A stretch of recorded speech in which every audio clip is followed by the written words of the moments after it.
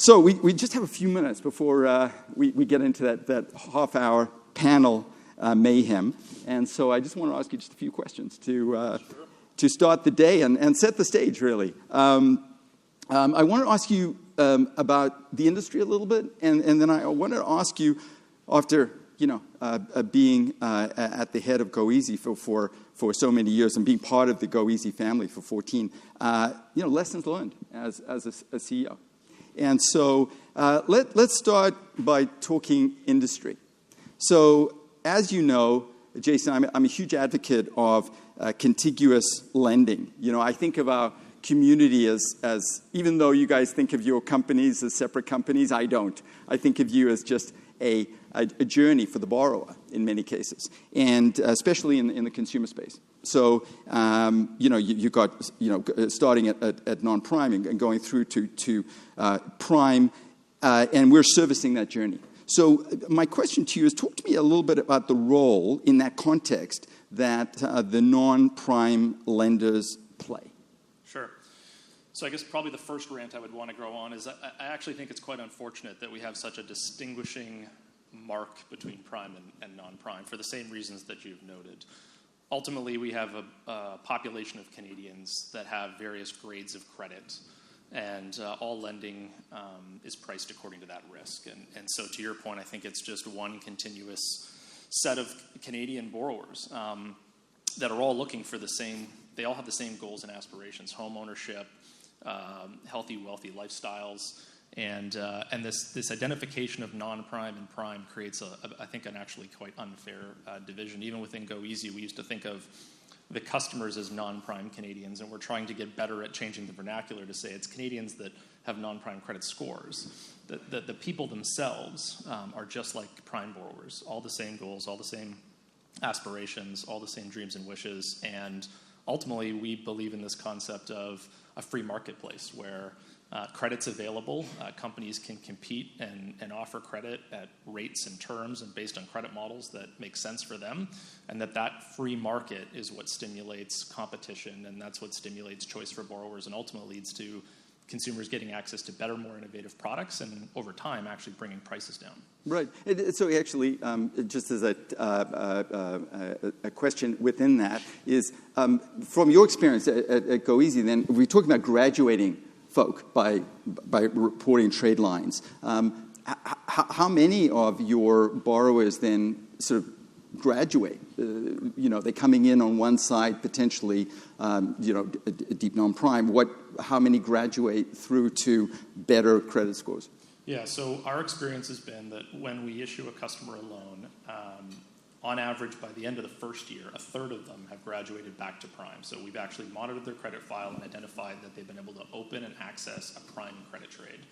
By the second year, that number climbs to over 50%, and by the third year, that number climbs to over 60%.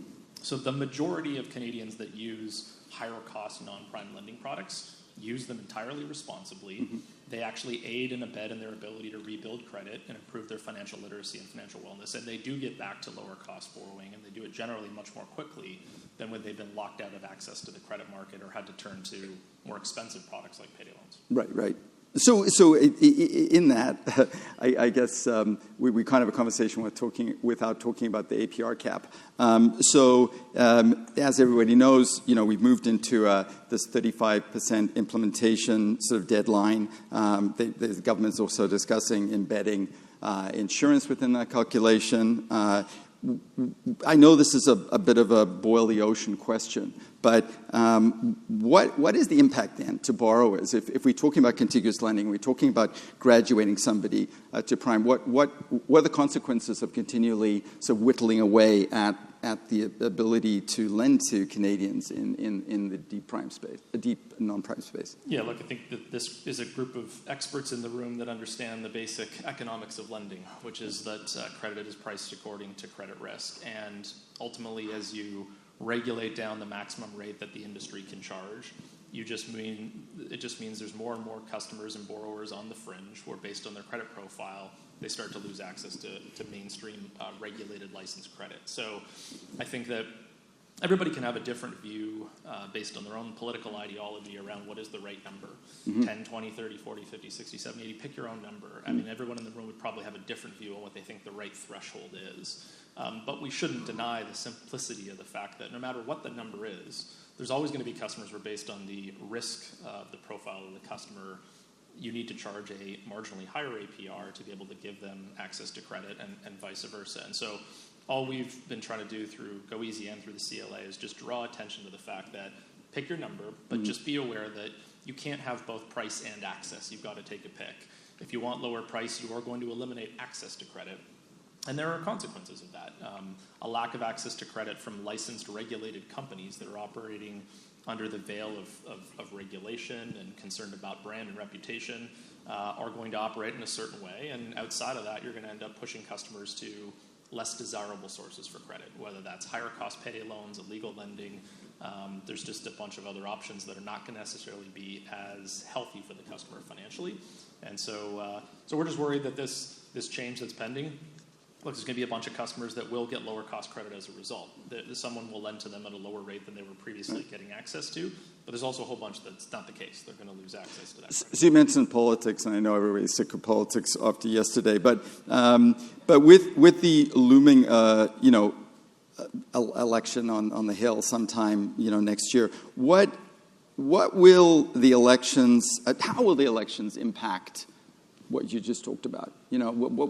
What is your feeling? Where are things going to go with the election next year in the context of, policy? Yeah, so I think it's hard to say for sure, but I think the sense that we get is that a conservative government is more biased toward a free market enterprise model, and I think has just generally assessed that bringing down the maximum rate of interest does not address the issue of affordability for Canadians in the way that it's maybe been branded to benefit Canadians. And so I think it's probably safe to say that if we see another term of a Liberal government, the worry is that there's going to continue to be a gradual encroachment on financial services regulations.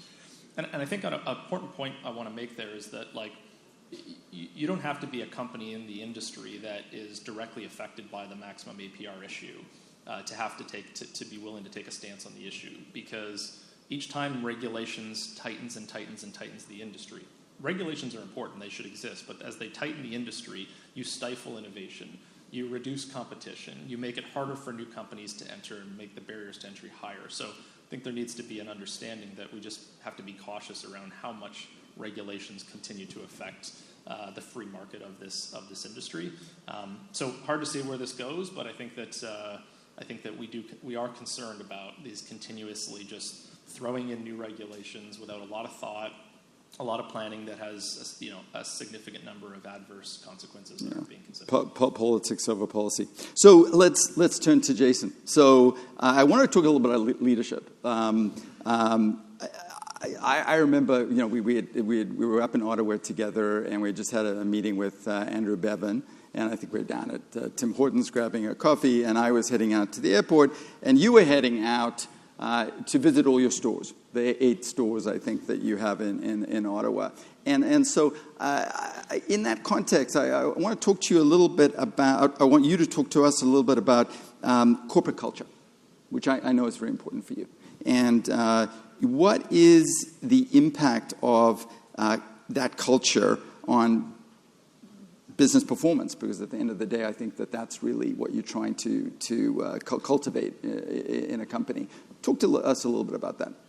Yeah, look, my lesson learned and experience there was that every company, I think, wants to create a great corporate culture by default, and believes that a better corporate culture is going to lead to better performance. What we experienced at goeasy was that when we formulated a intentional cross-enterprise, effectively project, like you would any business project, building a product or doing an IT initiative, and formalized thinking about culture in that sort of disciplined, rigid manner, and put a lot of focus and energy on trying to do things that would improve decision-making, increase people's autonomy and responsibility, culture wasn't just about benefits and perks for staff as it's often perceived. It was really about the way that we work, the way we make decisions, and the challenging work that we give people and the types of problems we ask them to solve. We started to notice that made a material difference in the company's performance trajectory. So I'm a major advocate of the fact that a company culture can be a distinct competitive point of differentiation that can give you, for sure, an edge over your competition. So then, in that context, then, no summit would be a summit without having an AI session, which we have as a workshop, thanks to the TD folk heading that up. But as a CEO who's looking at the human face of the company, and also you being a consumer-facing company with your borrowers, with Gen AI tools and driving, efficiencies in the company, how do you balance, technology with, I guess, that human touch? And so what is the role of technology for a lending company? Yeah, I think that everybody recognizes the rapid development of AI, and tools like natural language processing are making the capacity to use technology to insert the tech between us and the customer. And that's going to aid in the sophistication of the decisions that are made day to day. The data and models can often make the decisions even better than the human can. It's also going to aid in cost reduction as the technology increases efficiency. I think what we're just trying to be very mindful of is what are those moments of truth where the human interaction does matter, and where the ability for the customer to interact with one of our reps and one of our agents and have a very personalized, tailored conversation, particularly for the segment that we serve, where they're often trying to struggle to understand how credit works or what their credit score is or why their credit score has struggled. We've found that human interaction, that personalized touch, that sitting down with the customer over a cup of coffee and having a conversation and building a relationship, still to this day, no matter how quickly the technology has advanced, makes a big difference, and it means a lot to people. And so I think that we're obviously big supporters of trying to find every way we can all leverage the technology to make our businesses more efficient, more scalable, more sophisticated. But I think we're all also going to struggle concurrently with figuring out what are those moments of truth we want to preserve and maintain that personal human touch. Okay, so I'm going to steal the next question from my friend Kevin Carmichael, who is the moderator of the first panel. He asked, I think, Stephen Smith at the Banker Summit, similar type question. So if you've been at the job for 14 years, if you went back in time to the first day on the job, what would you change in your approach? So the one thing that I've learned is a valuable tool is the ability to network and benchmark other companies, both in your direct industry and space and outside.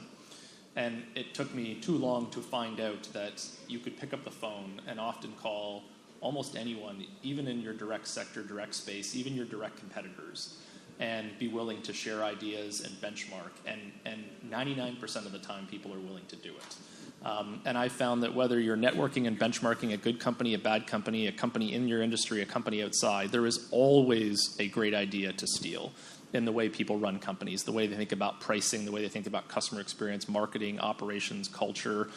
If you dig deep enough, people are willing to open up, talk, share their secrets, share their experiences, and there's so much learning that can come from that.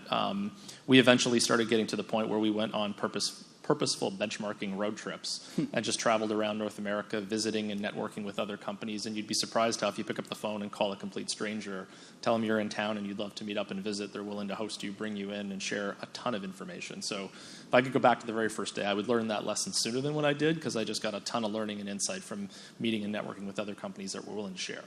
Yeah, I remember that was a remarkable thing. I remember from an interview with Steve Jobs, as he said, just don't be scared, just pick up the phone. People answer it. 100%. Yeah. So 14 years, what is the next incarnation? Like, where's Jason going? Yeah, so first of all, I'm going to stay very heavily involved in the Canadian consumer finance space, involved with the CLA, staying on the board of goeasy post my CEO tenure, so I'll be still very, very involved in this sector and this industry here in Canada. I'm going to go run a business in the U.S. Doing small business lending. So I decided to pursue a new adventure, switch from Canada to the U.S., switch from consumer to small business, switch from public company to private, switch from bigger to smaller, basically change and shake everything up just to force myself to stay challenged and engaged and take on a whole new challenge, a whole new adventure. So I'm off to do that in the new year, but as I said, very much still going to be involved here with goeasy on the board and through the CLA, and making sure that we continue to advocate for a very robust, competitive, free market consumer finance space in Canada. Well, thank you, and I know we all wish you well, and we're super excited that you continue to be part of the community and part of the CLA board, so thanks so much. Awesome, thank you. Okay, cheers.